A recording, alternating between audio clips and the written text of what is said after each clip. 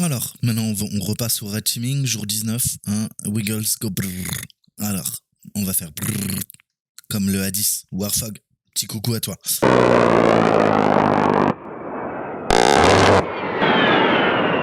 Alors, espionner le Père Noël. Elf McSkiddy faisait un balayage régulier de l'atelier lorsqu'il a découvert un implant matériel. L'implant a une caméra web attachée à un microprocesseur et une autre puce. On dirait que quelqu'un planifiait quelque chose de malveillant. Nous devons essayer de comprendre ce qu'était cet implant et ce qu'il essayait de faire. Donc on va traiter le microprocesseur et la caméra web dans de futures tâches. Mais là, on va essayer de découvrir déjà qu'est-ce que fait cette autre puce. Donc, rétro-ingénierie, hacking de matériel. On va voir comment les données sont envoyées via nos fils électriques sur du matériel en bas niveau. On va parler un petit peu des protocoles de communication matérielle, analyser les protocoles de communication matérielle, la lecture de l'USART, du SCART, bref, c'est ce qu'on appelle des ports de débugage. Ça permet également de faire des attaques de canaux auxiliaires, de side channel attack. Je développerai, je vous avais promis que on parlerait un petit peu de toutes ces attaques Tempest, et puis des techniques utilisées en cyberguerre ou pas, dans la nature. C'est promis, la vidéo va sortir. Je sais pas quand, je pense début 2023. On fera un petit rappel, je ferai une vidéo sur toutes les techniques qu'on connaît dans la nature. Bon, après, je travaille pas pour les services de renseignement, mais en tout cas, celles qui sont connues du grand public. Et on ira voir un petit peu ce que font les laboratoires, à la fois civils et militaires, ce qu'on peut récupérer en open source, et on verra les techniques qu'on utilise dans le renseignement et dans l'armée pour faire du SIGINT et du Tempest, d'accord.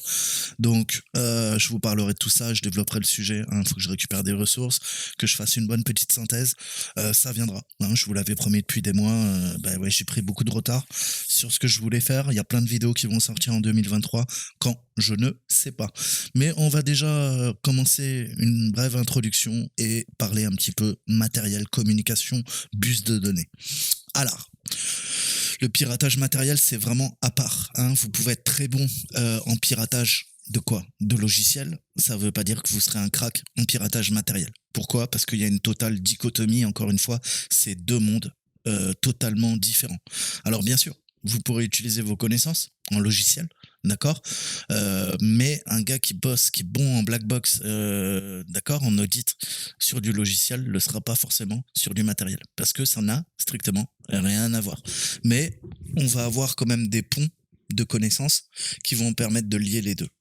Alors, le piratage matériel, on peut dire qu'il est enveloppé de mystère, considéré comme un sujet super complexe. Et en effet, ça l'est, mais on peut toujours introduire le sujet et puis après aller creuser. En parallèle, je suis en train de bosser des bouquins. J'ai 2000 ou 3000 pages de bouquins d'électronique que je suis en train de me faire. Vous le savez, je suis totalement autodidacte. Toutes les connaissances que j'ai pu acquérir, c'est tout seul comme un grand sur le matériel. Alors, je connais parfaitement le fonctionnement des PC. Je sais les monter, les démonter. Je sais les overclocker. Mais il y a encore des choses que je dois creuser. D'accord? Donc, encore une fois, je continuerai les cours sur l'électronique et tout ça. De toute façon, je compte, pareil, m'acheter pas mal de matos pour faire de la petite bidouille, notamment un petit Raspberry, un petit Arduino, pour commencer de la programmation. Et puis, je ferai des modules plus tard, puisque moi-même, j'apprends en même temps que vous. Si j'étais expert, ça se saurait. Donc, il y a beaucoup de composants de piratage matériel complexe et en profondeur, et puis on peut vite être perdu. Vous connaissez en même temps la puissance de ces outils. Si je vous dis Rubber Ducky, tous les hacks et les outils qu'on utilise en red teaming en fait, issus de Hack5, vous savez, le OMG, Cable, etc., etc., etc. C'est extrêmement puissant au niveau des attaques. Surtout que s'attaquer au bas niveau, c'est contourner tous les systèmes de défense côté logiciel. D'accord? À l'image de kernel 0, si tu t'attaques au kernel 0, tu te fous des systèmes de défense qui tournent le userland. D'accord? Puisque tu vas tout simplement les contourner. D'accord? Nous, en très bas niveau, justement, ça permet de contourner et d'injecter directement des portes dérobées. Et là, on va parler de portes dérobées matérielles. Je vous rappellerai le fameux God Mode sur toutes les puces x86. Donc, des backdoors utilisés par la NSA depuis plus de 25 ans sur tous vos processeurs, qu'ils soient Intel ou AMD, et tant d'autres. Je vous mettrai Pareil, des conférences Black Hat, si vous voulez creuser, allez voir, hein, si vous maîtrisez l'ASM, l'assembleur, c'est vraiment intéressant. Et puis on voit que avec quelques lignes de code, on peut avoir une escalade de privilèges au niveau du noyau de façon matérielle et contourner n'importe quelle solution de défense. D'accord?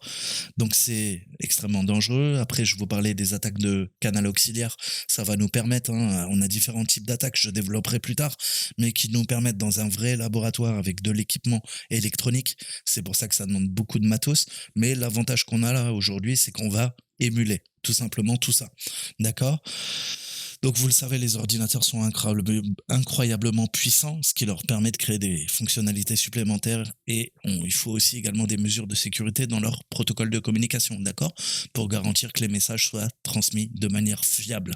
Pensez au protocole de contrôle de transmission, le TCP, on a plusieurs redondances en place, d'accord? Il envoie même 3 paquets complets juste pour commencer sa communication. Donc, dans le monde des micropuces, hein, on n'a souvent pas ce luxe. C'est le problème de tous les systèmes embarqués. Vous avez des contraintes inhérentes du matériel, c'est-à-dire très peu d'espace. C'est pour ça qu'on code en très bas niveau. Et encore une fois, en fonction du secteur d'activité, un contrôleur pour une voiture, pour un avion, pour une fusée, tu as bien compris qu'on ne peut pas se permettre de bugs. D'accord? Donc il faut des protocoles de communication qui soient efficaces, robustes au maximum et parfois aussi simples que possible, hein, puisque vous le savez, en ingénierie, on a ce principe de plus la techno est complexe, que ça soit du hardware ou du logiciel, du software, plus vous commencez à introduire des failles, plus votre système est de moins en moins robuste, puisque au fur et à mesure qu'il devient complexe, il devient par nature de moins en moins robuste. Donc c'est pour ça que sur ce type de micropuces, on a des puces dédiées. Hein, on a des puces ASIC, ASIC, on a des puces FPGA qu'on va pouvoir, on appelle ça des puces programmables. Hein, on va pouvoir leur demander de faire ce qu'on veut. Et ça coûte beaucoup moins cher de développer ce type de puces.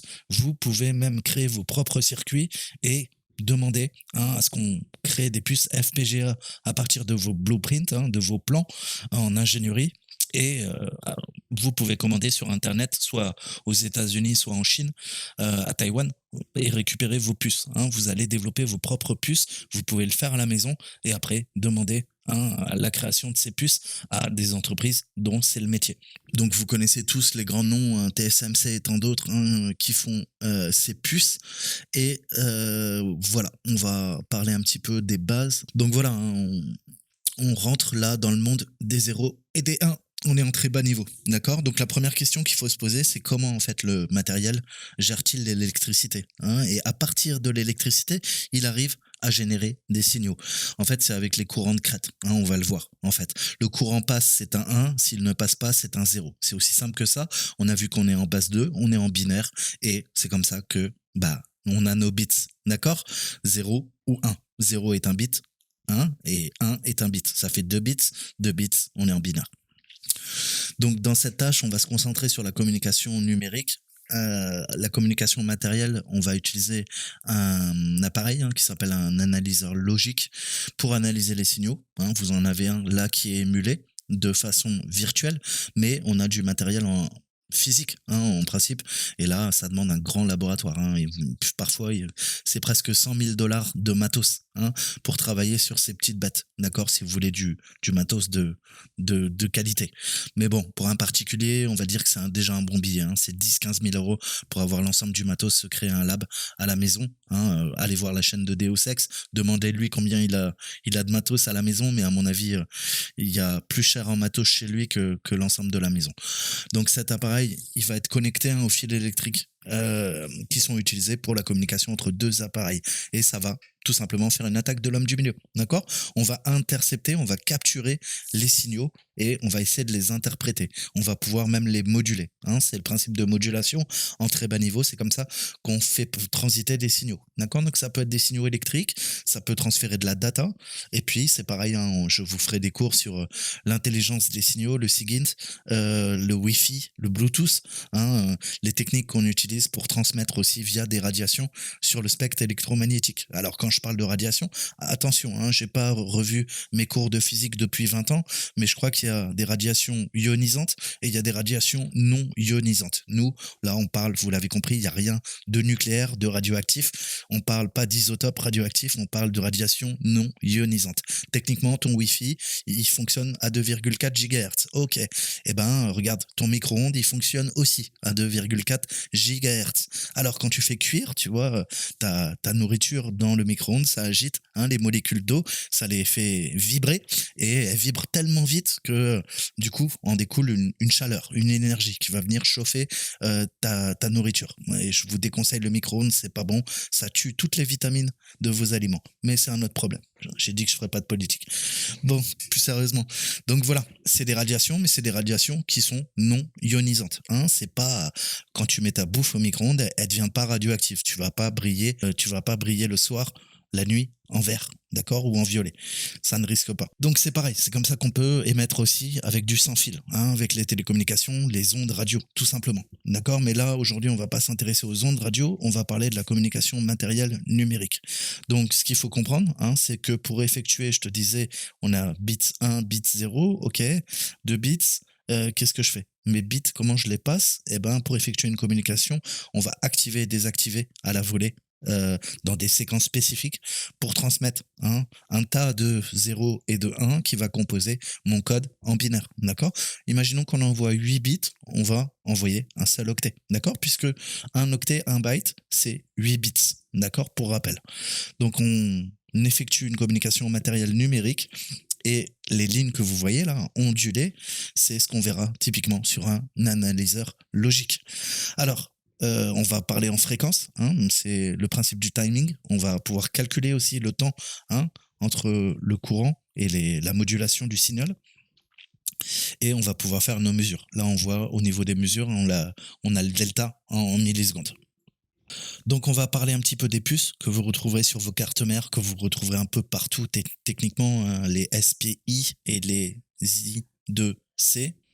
Alors au niveau du signal, on peut se servir de la table ASCII, d'accord, pour transmettre. On va s'en servir très souvent. Donc encore une fois, hein, vous avez des tables de conversion ASCII avec les codes étendus. Donc on va pouvoir transmettre des données textuelles en utilisant le tableau ASCII, je vous disais, en envoyant tout simplement la représentation binaire de chaque caractère, on va pouvoir transmettre notre donnée. Cependant, c'est pas aussi simple, vous vous en doutez, sinon ça serait trop facile. D'accord?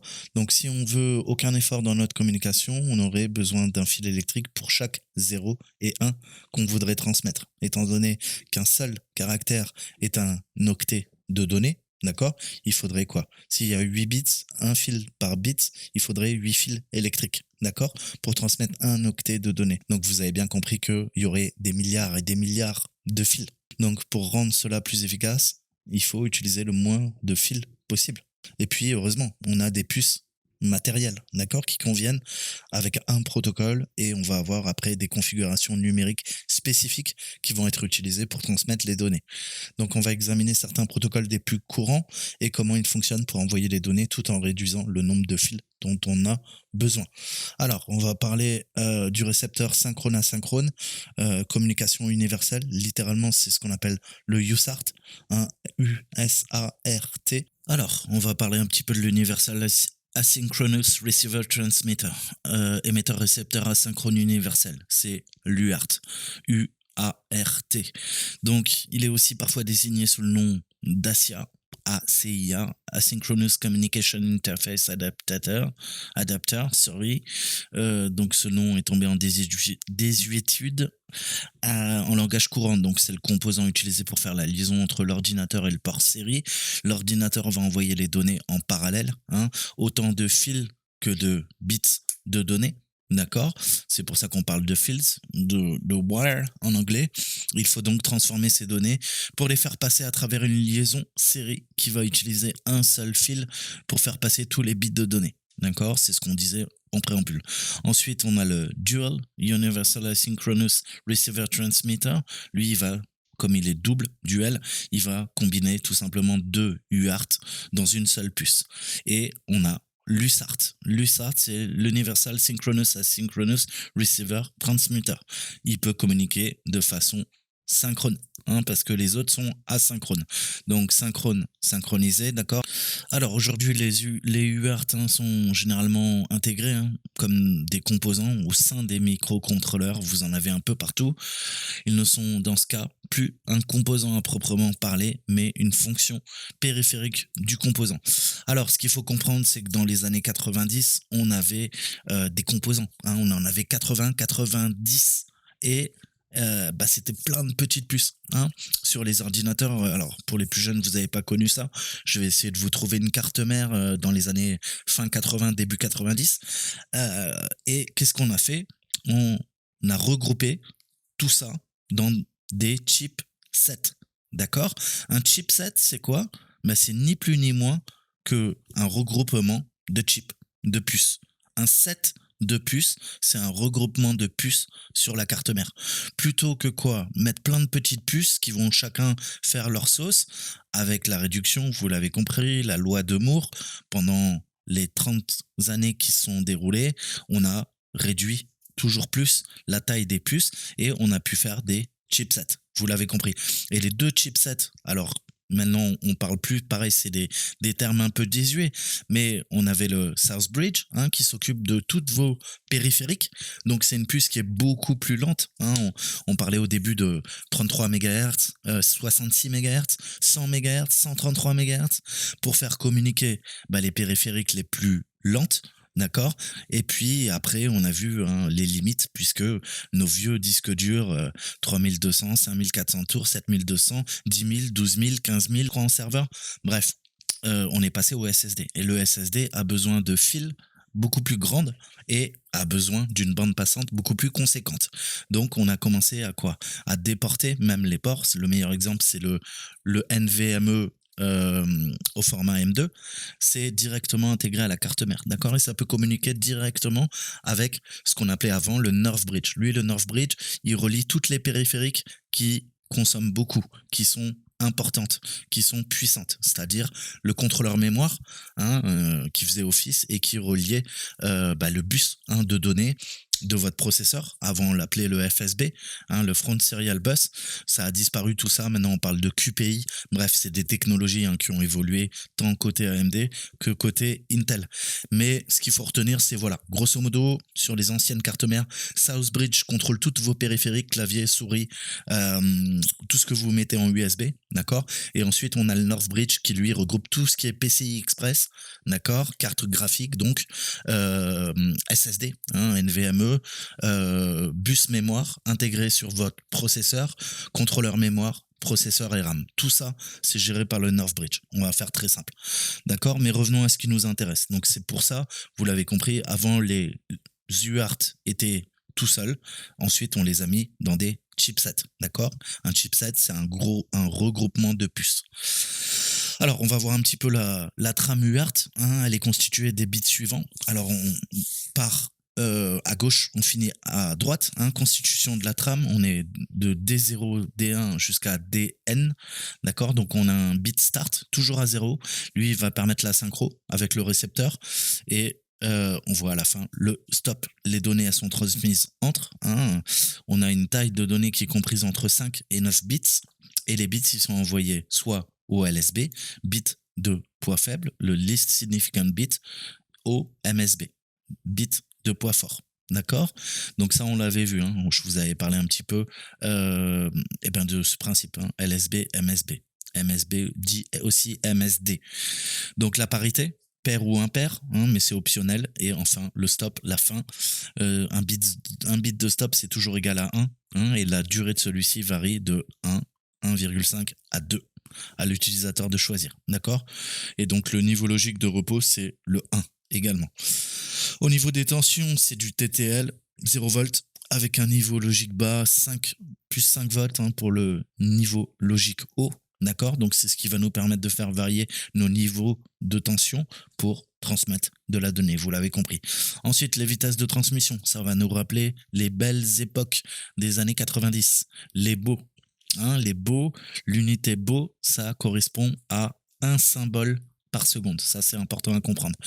Donc, afin de faciliter l'interopérabilité entre les périphériques, PC, microcontrôleurs et modems, un modem qui ont disparu, on utilisait avant des modems, maintenant vous utilisez des NIC, des cartes réseau.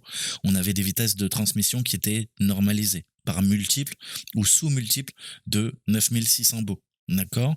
Alors, on avait du 110 baux, on avait du 220, du 300, 1200, 4800, 9600 baux, les premiers modems. Et après, pour les plus riches, on avait du 38400, 57600. Bref, plus il y a de baux, plus je peux faire quoi? Ma fréquence d'oscillation est élevée, plus je peux transmettre de la donnée. D'accord? Puisque plus j'ai de cycles, plus je peux transmettre de données ou faire du calcul. Pour rappel, quoi? 1 MHz, c'est quoi? C'est 1 million de cycles par seconde. D'accord? Plus vous avez de millions, maintenant on parle de milliards de cycles même, et plus vous êtes puissant. Donc là, vous avez un diagramme également au niveau de l'horlogerie, puisque on a besoin d'horloge, tout simplement. On va générer une horloge et ça va nous permettre ensuite de communiquer. Avec nos différents registres, on a le registre d'émission, le registre à décalage, le registre à décalage, un autre, puisqu'on envoie, on reçoit des données. D'accord? Donc, le TX, c'est la transmission, le RX, c'est la réception. Vous retrouverez ça en informatique en bas niveau, d'accord, au niveau des bus, et vous retrouverez ça également au niveau des communications réseau, d'accord, en réseau également, que ça soit de l'Ethernet, du Wi-Fi, on a du TX, du RX, tout simplement, puisque c'est un canal de communication qui est biparti, d'accord. On peut envoyer et on peut recevoir, et même les deux en même temps. Donc pour pouvoir communiquer, les deux entités connectées doivent partager les mêmes paramètres de transmission. Et voilà, on a des notations, mais bon, ça nous intéresse pas. Ce qu'il faut comprendre sur le USART, c'est un composant électronique qui va permettre de sérialiser, c'est-à-dire de mettre en série les octets à transmettre par un modem ou pas. Pas que. Cela signifie que les bits constituant l'octet sont transmis les uns après les autres grâce à 2 fils. Les bits résultent de la différence de potentiel entre le fil de données et le fil de masse, et non simultanément sur 9 fils. D'accord? Pourquoi 9 fils? Parce qu'on a 8 fils de données et on a le fil de masse. Donc on a beaucoup de circuits intégrés qui disposent désormais de l'UART, qui peuvent communiquer de manière synchrone, et de tels périphériques portent le nom, vous l'avez compris, de USART avec un S. Voilà. Alors, maintenant, on va rentrer un petit peu dans les détails. La communication série, c'est un protocole qui utilise 2 fils. Ça, il faut bien le comprendre. Un fil est utilisé pour transmettre des données, c'est le TX, du périphérique A au périphérique B, et l'autre fil est utilisé pour recevoir les données, c'est le RX, donc T pour corps RX, sur le périphérique A du périphérique B. Alors, pour retenir, si vous débutez en anglais, transmettre, c'est d'accord en anglais, transmettre, to transceive. Donc T, retenez, et R, c'est reception, to receive, recevoir.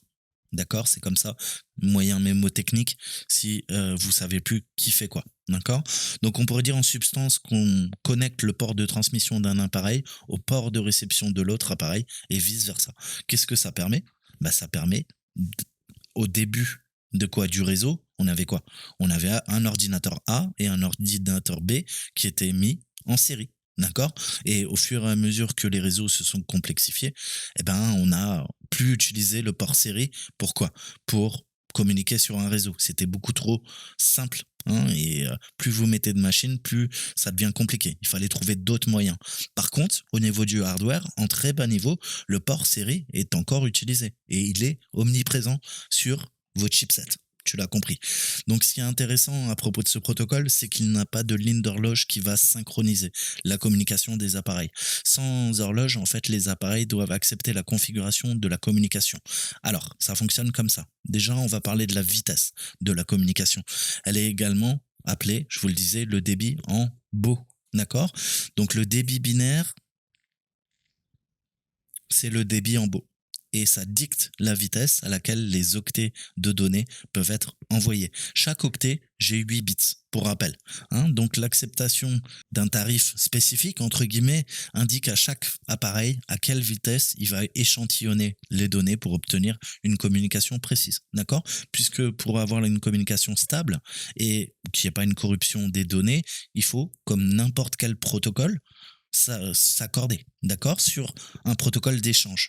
Bien qu'il existe des normes fixes pour les débits en beau, les appareils peuvent choisir d'utiliser n'importe quel autre débit tant que les deux appareils le prennent en charge, d'accord. Et le plus haut, enfin, il n'y a pas de limite en fait si vous voulez, mais retenez 921 600 beaux, c'est 1 mégabeau. D'accord. Et après, on va faire aussi en fonction. Il y a des bus qui ont besoin de très peu de données, donc pas besoin d'aller très vite, et ça va consommer peu d'énergie, d'électricité. À l'inverse, pour certains types de communication, on a besoin de commuter les informations très rapidement, et ça va demander justement une bande passante et des signaux beaucoup plus rapides. Donc les bits par transmission, ceci est normalement réglé sur 8 bits, ce qui fait un octet, vous vous rappelez, mais ça peut être configuré sur autre chose. On peut faire 16 bits de transmission. Ensuite, on a les bits d'arrêt et de démarrage. Comme il n'y a pas d'horloge, je vous le disais, on a un appareil qui doit envoyer un signal à l'autre appareil avant de pouvoir envoyer ou mettre fin à la transmission de données. D'accord? Donc la fin de la transmission de données, c'est tout simplement quand il n'y a plus de quoi? De signaux qui sont envoyés soit sur le TX, soit sur le RX, soit les deux en même temps. D'accord? Donc la configuration des bits de début et de fin dicte la façon dont cela est fait. Et on a vu qu'on a un bit 1 qui permet de faire stop, d'arrêter les communications. Ensuite, le bit de parité. Comme il peut y avoir des erreurs de communication, le bit de parité peut être utilisé pour détecter et corriger de telles erreurs dans la transmission. D'accord? Très souvent, dans beaucoup de protocoles, on va utiliser des bits de parité, tout simplement parce que ça nous permet de contrôler les erreurs et de les vérifier et de les corriger éventuellement. D'accord? Vous retrouvez, vous avez la mémoire ECC sur les serveurs. Vous savez que c'est une mémoire qui coûte extrêmement cher. Pourquoi? Parce qu'il y a des bits de parité et il y a de la mémoire en plus, d'accord, qui ne sera pas utilisée par la machine, qui sera utilisée pour vérifier qu'il n'y a pas d'erreur au niveau du calcul de la RAM. D'accord? Si jamais il y a une partie de la RAM qui est fautive, on va pouvoir se servir de ces correcteurs d'erreur, l'ECC c'est ça, ces mécanismes, pour transférer une partie des calculs sur une autre mémoire qui éventuellement ne va pas entraîner des erreurs de calcul, d'accord? Puisque sur des serveurs, on fait du calcul scientifique et pas que, on n'a pas envie d'avoir des erreurs et de la corruption au niveau de notre mémoire. Je vous le dis toujours, chez vous à la maison, bon, dans le pire des cas, tu vas avoir un blue screen of death, tu vas avoir un écran bleu, ta bécane, elle va faire un kernel panique, tu vas cracher. Dans le pire des cas, t'as quoi? T'as peut-être une ligne sur ton écran, peut-être quelques pixels qui vont quoi? Qui vont être verts au lieu d'être jaunes, au lieu d'être noirs sur ton jeu vidéo. C'est pas très grave. Pourquoi? Parce qu'on fait du calcul qui est pas très précis. Je vous l'ai dit, en jeu vidéo, il y a beaucoup de calculs qui se font encore en 16 bits. La plupart, c'est du 32 bits. Et les gros jeux qui ont besoin vraiment beaucoup d'adressage, le premier, je crois que c'était Crysis en 2007, mais le meilleur exemple, c'est pour créer des mondes très très grands, ou de très grandes cartes. On a Star Citizen, vous savez, cette simulation qui se passe dans l'espace. Et pour pouvoir justement représenter tous ces mondes, justement, on a besoin de calculs en 64 bits. D'accord? Ça nous permet de décupler la taille des maps. D'accord? Mais c'est très rare, c'est encore très rare. Le 64 bits, par contre, dans le monde professionnel, scientifique, c'est très courant. D'accord? Et je vous ai dit, plus il y a de bits, plus on va pouvoir calculer précis. Puisque dans mon exemple, dans mes précédentes vidéos, je vous parlais, là on parle de calcul en virgule flottante, donc sur nos flottants. Et en effet, vu que c'est une approximation, plus on a de bits, plus on peut s'approcher du résultat. Alors, on revient sur nos TX, nos RX. Là, on va voir un diagramme en bas niveau. On a compris que pour s'accoupler, pour se mettre d'accord et pouvoir communiquer, il faut donc une sorte de protocole, une configuration de nos lignes série. Pourquoi? Parce qu'on a deux équipements qui sont sérialisés en série. Donc, ils peuvent désormais communiquer entre eux. D'accord? Donc là, on a une seule transmission qui est montrée dans le diagramme et on voit que c'est quoi? C'est tout simplement le caractère S dans la table ASCII, notre table ASCII qui sera transmise. Alors, on voit le start bit, on voit notre stop bit, et on voit que 0x53, si on va vérifier en ASCII, bah, c'est la lettre S, d'accord? Et on va voir que on a nos bits de données, et on voit notre courant de crête, qui va tout simplement varier, en intensité, et soit ça passe, soit ça passe pas. Soit c'est un message, soit il n'y a pas de message, d'accord? Si j'ai du courant, eh ben, c'est bon, je suis à 1, s'il n'y a rien, c'est un 0, d'accord?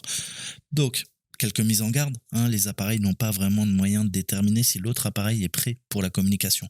Donc, pour résoudre ce problème, avec les connexions USART, on utilise deux lunes supplémentaires qui s'appellent le CTS et le RTS. Alors, le CTS, ça veut dire Clear to Send, d'accord? Donc, libre d'envoyer. Et Request to Send, attente, requête pour en recevoir. Donc, ça permet de communiquer avec l'autre périphérique, et ça permet de savoir, est-ce que tu es prêt quoi? Donc, Clear to Send, prêt à recevoir, Request to Send, prêt à transmettre. De plus, pour s'entendre au niveau de la tension d'un binaire, 0 ou 1, on a un troisième fil qui est appelé la masse, que vous retrouverez tout le temps en bas niveau sur du hardware. C'est notre GND. GND, abréviation de Ground. Ok, c'est nécessaire pour permettre aux appareils d'avoir la même référence de tension. Je vous ai dit, il faut qu'on s'accorde sur les tensions, il faut qu'on s'accorde sur le cycle, sur la vitesse de communication. Cependant, malgré tout ça, le USART reste un protocole incroyablement populaire dans les microprocesseurs en raison tout simplement de sa simplicité. Ensuite, on va parler un peu des SPI, qu'on appelle le Serial Peripheral Interface. Donc, interface de périphérique en série. C'est un protocole de communication principalement utilisé pour la communication entre les microprocesseurs et les petites périphériques tels qu'un capteur ou une carte SD. Si vous voulez retirer la porte dérobée Intel Management sur votre carte mère, sur le PCH, le SSM et tout ça, c'est relié via une partie qui se fait via des SPI. Donc, ce que j'ai fait pour retirer la porte dérobée, il faut modifier les registres à l'intérieur des SPI. Les SPI, ils ont des plages mémoire qui sont protégées et qui empêchent en fait qu'on modifie tout simplement le firmware, si vous voulez, de certaines puces, de certains chipsets justement de notre carte mère, et qui nous permet justement de retirer cette fameuse porte dérobée d'Intel. On leur fait un petit coucou. Donc il a fallu flasher. On a du matos, hardware, on va démonter l'ordinateur, se plugger directement sur les SPI qui gèrent ces intervalles, et en modifiant ces intervalles, on va pouvoir réécrire le firmware et débugger, surtout déblotter, faire sauter la porte matérielle de chez Intel. D'accord? Ça se fait notamment via les SPI. Et via les SPI, on va pouvoir reflasher ensuite le SSM et le PCH. Voilà, c'est ce que j'ai fait il y a quelques années pour avoir à peu près un ordinateur potable, on va dire. Donc voilà, c'est de la communication. Alors, quelle est la différence, vous allez me dire? Alors que la communication USART, une horloge intégrée avec des lignes TX, RX, le SPI, le SPI, utilise un fil d'horloge qui, lui, est séparé. La séparation de l'horloge, c'est ce qu'on appelle le SCK, c'est de la ligne. Donc, qu'est-ce qu'on fait? On sépare l'horloge et la ligne de données. La ligne de données, c'est la data, et SCK, c'est notre clock, c'est l'horloge. Ça permet de communiquer de façon synchrone, plus rapide et plus fiable. Le compromis consiste à ajouter un fil supplémentaire, mais nous gagnons en vitesse et en fiabilité. D'accord? Un exemple du même S, cette fois-ci transmis par un SPI. Alors, je vais vous les mettre les deux à côté pour que vous puissiez voir. Et on voit que cette fois-ci, le clock et la data, on voit que c'est pas le même courant. On voit les variations au niveau de l'horloge, du signal. Par contre, au niveau de la data, on voit que c'est plus du tout les mêmes modulations qui sont faites. Donc la ligne d'horloge, elle indique au périphérique récepteur exactement quand il doit lire les données. Et la communication bidirectionnelle est également possible, mais un peu plus complexe que la communication en série. Essentiellement, l'un des appareils est détecté comme contrôleur, c'est le seul appareil autorisé à envoyer des signaux d'horloge, et tous les autres appareils deviennent des appareils secondaires qui doivent suivre le signal d'horloge du contrôleur pour transmettre les données. Donc on a ce principe d'asservissement, maître-esclave. Le contrôleur est toujours le maître, et vous l'avez compris, tous les appareils secondaires qui sont liés au maître, le contrôleur, deviennent esclaves. hein, c'est le principe d'asservissement. Si la communication bidirectionnelle est utilisée, au lieu d'avoir une seule ligne de données, on a deux lignes qui sont utilisées. On a le PICO, c'est le Peripheral In Controller Out. Donc, grosso modo, comment on pourrait le traduire? Communication envoyée à partir du contrôleur, hein, d'accord? Et à l'inverse, on a quoi? On a le Peripheral Out Controller In, d'accord? Ça, c'est le POCI. POCI. P-O-C-I, vous l'avez compris. Ça signifie que la communication est renvoyée du périphérique secondaire au contrôleur. Donc, le contrôleur, quand il communique au périphérique secondaire, c'est en PICO, et le POCI, c'est quand les esclaves répondent au maître. À l'aide de cela, le contrôleur envoie un signal d'horloge et une commande à l'appareil qui utilise la ligne PICO. Puis, en conservant le signal d'horloge, le contrôleur reçoit les données sur la ligne PICO comme indiqué sur notre diagramme. Alors, on retrouve, sauf que, qu'est-ce qu'on a fait? Vous voyez que les modifications qui ont été faites, on a un SCK, donc ça c'est notre clock. Par contre, data est devenu, il y a deux data. Il y a un fil de plus. On n'est pas en rouge-vert, on a ajouté du bleu. D'accord? Donc le vert, ça permet de communiquer de gauche à droite. Donc c'est le contrôleur vers les périphériques qui sont rattachés au contrôleur. Et le POCI, c'est les périphériques qui vont communiquer vers le contrôleur. Donc on voit que la synchronisation ne change pas au niveau du clock, à partir du contrôleur. Après, tout va dépendre en fonction du... On voit la lettre F, la lettre S, c'est pas pareil au niveau de la modulation. Donc on a un changement supplémentaire qui peut être apporté. Bien qu'il ne puisse y avoir qu'un seul contrôleur, il peut y avoir plusieurs périphériques secondaires. Donc pour enregistrer les fils et les ports, toutes les périphériques peuvent utiliser les mêmes lignes, SCK, le PICO, le POCI, un quatrième fil qu'on appelle le CS, le chip select, est utilisé pour distinguer le dispositif auquel la communication est destinée, et le contrôleur peut utiliser cette ligne pour indiquer au périphérique spécifique qu'il souhaite lui communiquer, comme sur le schéma ci-dessous. Donc on voit que les CS sont rattachés à chaque périphérique. Chaque périphérique a un CS et elle est rattachée au contrôleur via les différentes lignes, les fils. Donc la communication SPI, c'est un peu complexe, un peu plus complexe. Mais l'avantage, c'est que la ligne d'horloge dédiée augmente la vitesse à laquelle nous pouvons communiquer et améliore la fiabilité. D'accord? C'est pour ça que des SPI, vous en avez un peu partout sur vos cartes mères, je vous disais. Ensuite, on a un autre protocole très utilisé, c'est l'I2C. C'est un protocole de communication à circuit intégré, inter-intégré. Ça permet de traiter les inconvénients de protocole qu'on a avec l'USART et le SPI, étant donné que l'USART, on l'a vu, est asynchrone et que l'horloge est intégrée aux lignes d'émission et de réception, les appareils doivent se mettre d'accord à l'avance sur la conf de communication. On l'a vu. De plus, les vitesses sont réduites pour garantir la fiabilité de la communication.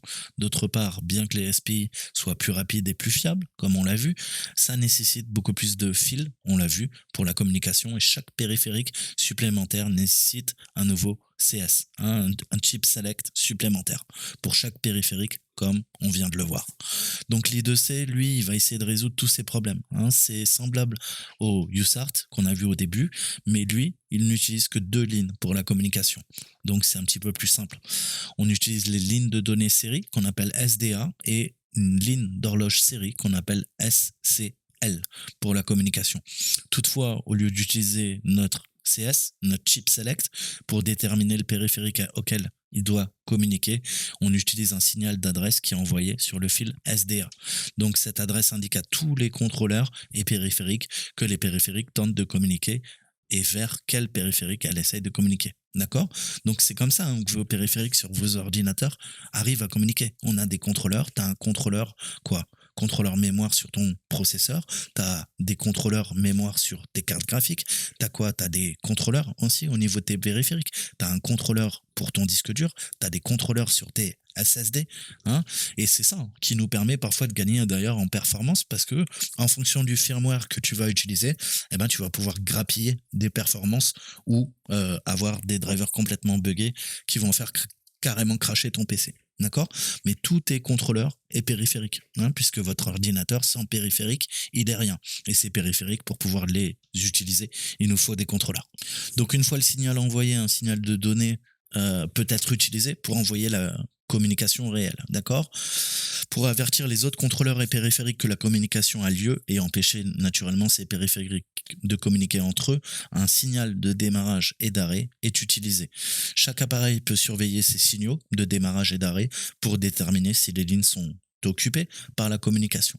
Un exemple d'une telle transmission, c'est ce qu'on a sous les yeux. Alors, on voit toujours de gauche à droite, hein, on voit nos conditions de départ au niveau du SDA, du SCL. Alors, le SDA, hein, il descend bien plus bas avant le SCL. C'est ce qu'on voit hein, au niveau. Pensez que c'est comme une frise temporelle, hein, chronologique. Vous voyez que le courant, qu'est-ce qu'il fait? Bah, il varie. Il varie, il varie, et il commence. Hein. On voit que c'est comme un effet miroir, mais il y a un léger décalage hein, euh, entre le SDA et le SCL, tout simplement. Donc là, on a nos bits, hein, 7 adresses au niveau des bits. On le voit là, on commence à 0, on commence par notre A6, A5, A4, A3, A2, A1, A0. On a 7, d'accord, adresses au niveau de nos bits. Ensuite, le RW, d'accord, read, write, et enfin, la knowledge, d'accord. Alors, donc 1, le contrôleur, il demande de la donnée, d'accord, et 0, le contrôleur, il envoie de la donnée. Et enfin, LAC, l'acknowledgement, hein, ou le NAC, le non-acknowledgement, grosso modo. Donc, grosso modo, ça indique la position, hein, et ça indique que la périphérique qui a été adressée ne répond pas, ou n'a pas été capable, en fait, hein, de traiter la requête. Donc ça, c'est à la fin. Hein, et vous voyez qu'ensuite, on envoie quoi? D7, D6, D5, D4, D3, D2, D1, D0. Et enfin, tout à la fin, on a notre stop condition, toujours. Et qu'est-ce qu'on voit? On voit que le SDA, il remonte avant le SCL. D'accord? Donc c'est comme ça en fait hein, qu'on le voit. On a notre hack et à chaque fois ça va faire ça. Hein, quand on veut initialiser, le SDA descend d'abord, ensuite le SCL et quand on termine, qu'est-ce qu'on a? Le SDA remonte et ensuite le SCL avec un léger décalage, que ça soit au début ou à la fin. Donc, étant donné qu'une ligne d'horloge externe est utilisée, la communication est toujours plus rapide et plus fiable hein, que le USART, bien qu'elle soit légèrement plus lente que le SPI. Hein, l'utilisation du signal d'adresse signifie que jusqu'à 1008 appareils peuvent être connectés aux deux mêmes lignes et ils pourront communiquer. Maintenant que nous comprenons les bases de ces protocoles de communication au niveau de notre matériel, du hardware, on peut analyser la logique de notre implant. Donc, on a des implants logiciels, on a malheureusement aussi des implants matériels. Donc, on a envoyé ça au laboratoire médico-légal hein, de nos elfes pour analyse et le schéma de circuit suivant est découvert. Qu'est-ce qu'on voit? On voit 3 fils, d'accord? Donc, on voit un fil noir, on voit notre ground, on a quoi? Notre fil vert, hein, c'est le RX, c'est pour recevoir. On a le TX en purple, en pourpre, en violet même, pardon, qui permet de transmettre. Et le rouge, hein, c'est notre voltage. Hein, on fait rentrer le courant par là. C'est le Vin, d'accord? Et notre masse. Donc il semble qu'il y a un microprocesseur connecté aux puces ESP, hein, 32. En faisant quelques recherches, on peut voir que les puces ESP32 permettent aux microprocesseurs de communiquer sur les réseaux Wi-Fi mobiles. Hein. Donc, quoi que cet implant fasse, il communique définitivement avec quelqu'un d'autre. D'accord? Si on peut intercepter la communication entre le microprocesseur et la puce ESP32, on pourrait voir quelles commandes et informations sont envoyées. Cela semble être l'occasion parfaite pour la Red Team et la Blue Team hein, de se mettre d'accord. Donc, on a Elf Forensic et Elf Recon qui se mettent au travail. Les elfes se rendent compte que ces puces utilisent probablement une communication numérique qui peut être interceptée avec un analyseur logique, d'accord? En regardant les fils entre les puces, on voit un fil noir connecté à une broche appelée ground, un fil rouge connecté à une broche qui s'appelle VIN, hein, le voltage in. EF Forensic sait par expérience qu'il s'agirait respectivement des fils de terre et de tension, ce qui signifie que les fils sont utilisés pour alimenter la puce, et cela laisse ensuite les fils verts et violets qui seraient utilisés pour la transmission des données. D'accord? Donc on a deux broches, la RX0, TX0, Donc on peut en déduire qu'il s'agit des lignes de transmission et de réception de la communication au niveau de notre port, USART. Par conséquent, nous sommes à peu près sûrs que le protocole utilisé pour la communication, c'est bien de l'USART.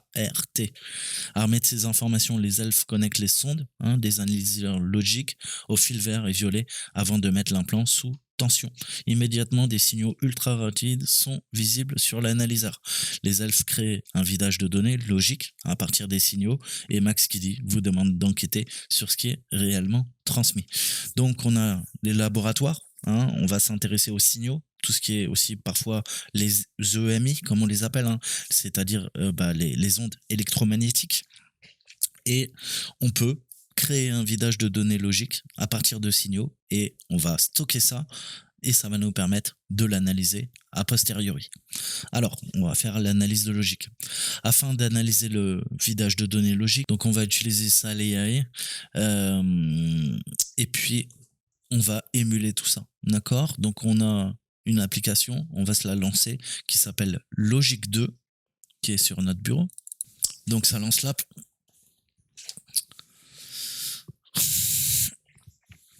Ça se connecte au serveur qui doit tourner en local sur la machine. Donc là, on va faire de l'émulation. D'accord. Donc il nous dit, hey, Coco, vas-y, connecte ton périphérique ou ouvre une capture. Bah ça tombe bien, qu'est-ce qu'on va faire? On va ouvrir une capture. Je peux faire un copier, mais vous l'avez vu, elle est là. On va se charger la capture Santa. Donc là, ça décompresse, ça prépare la session et ça va nous charger ça dans l'émulateur. Et on va analyser la logique. Alors, on a une erreur d'étalonnage. On va attendre un petit peu que ça charge bien. Donc, calibration error, c'est pas grave. Non. Ok. Alors, comment ça se passe? On peut déjà, avec notre souris, zoomer, dézoomer, avec CTRL plus la molette, on a nos channels. D'accord? Donc, on voit qu'on a DO, D1, AO, A1. Alors, DO, D1, c'est les canaux numériques qui sont sondés. D'accord? AO, A1, ça, c'est les données analogiques des sondeurs. Donc, on voit notre transfert de signal en fonction de ce qui est fait. On voit les variations entre 0 volts et au maximum, on est à combien?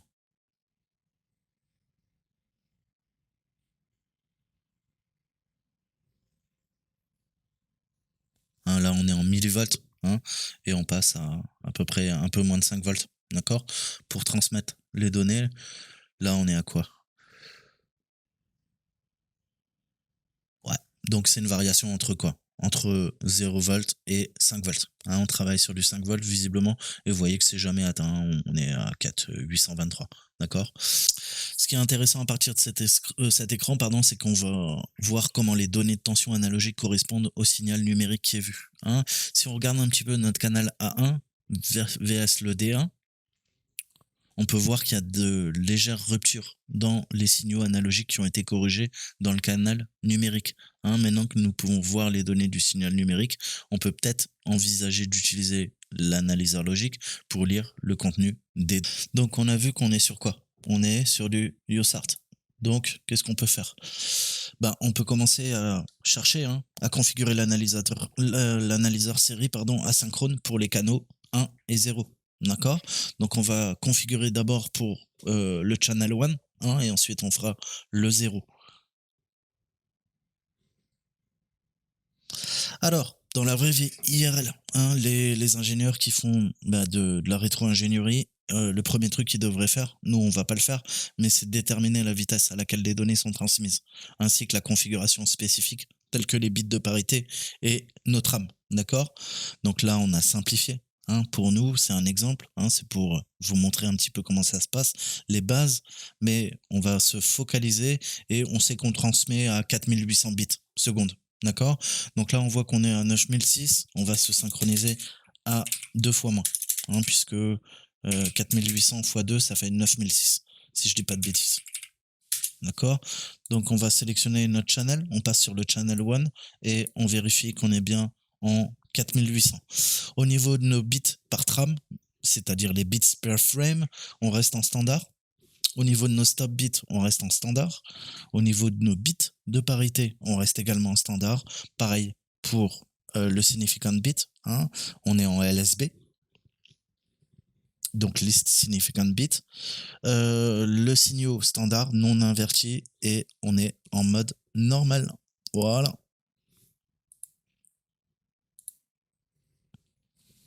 Voilà. Donc là, on voit que maintenant, hein, on vient de pousser notre synchro. Alors, le but, c'est de faire correspondre un signal numérique avec de l'analogique. D'accord? On a vu qu'on a des petites ruptures. Donc, on va essayer de corriger ça et on va voir si on peut synchroniser les deux pour tout simplement intercepter le message. Alors, au niveau de la data, vous voyez maintenant que visiblement, c'est en train d'analyser et on voit que c'est bien de la donnée qui est transmise. Reboot CMD 9600. D'accord? Donc, grosso modo, ça veut dire quoi? Bah, c'est le redémarrage d'AC. ACK acknowledge reboot. On a la commande X19 5837 et on voit qu'on est synchro sur du 9600 baud. D'accord? Donc ça veut encore rien dire, mais on comprend déjà que là on est en train de traiter de la data. C'est des données qui sont transmises, je sais pas encore quoi. Donc on veut voir les autres messages. Donc on va ajouter un autre analyseur au canal 0. On va lui mettre quoi? Un async serial, toujours. Sauf que on le synchronise sur le channel 0, on vérifie notre paramétrage, on est bon, on le save. D'accord. Donc maintenant, on a deux async serial, on a un qui est synchronisé sur notre canal 0 et un autre sur notre canal 1. On les voit ici, avec les mêmes réglages. D'accord? Et là, comme par magie, on voit que on commence à récupérer un petit peu plus d'infos.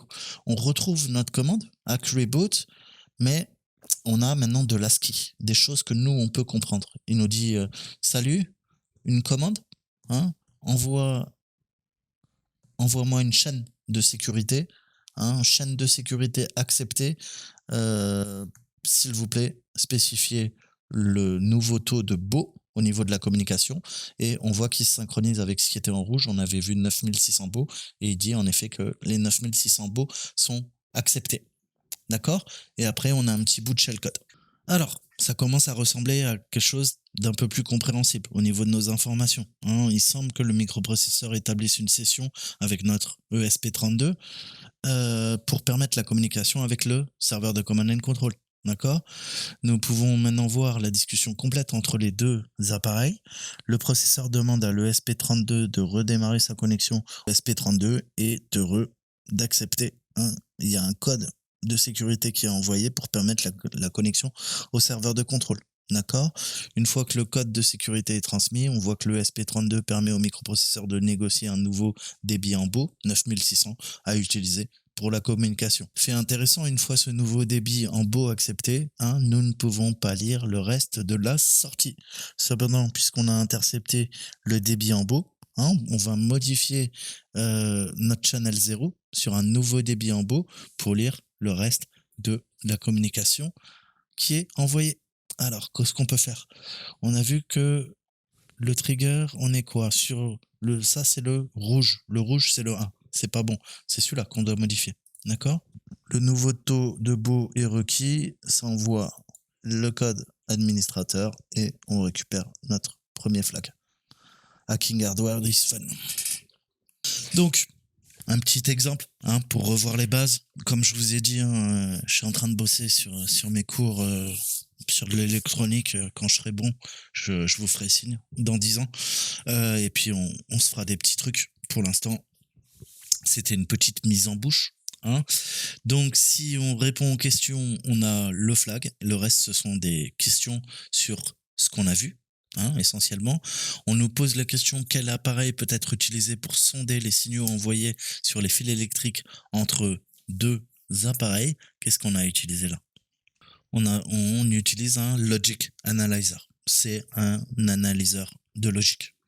Ensuite, le USART est plus rapide que le SPI pour la communication.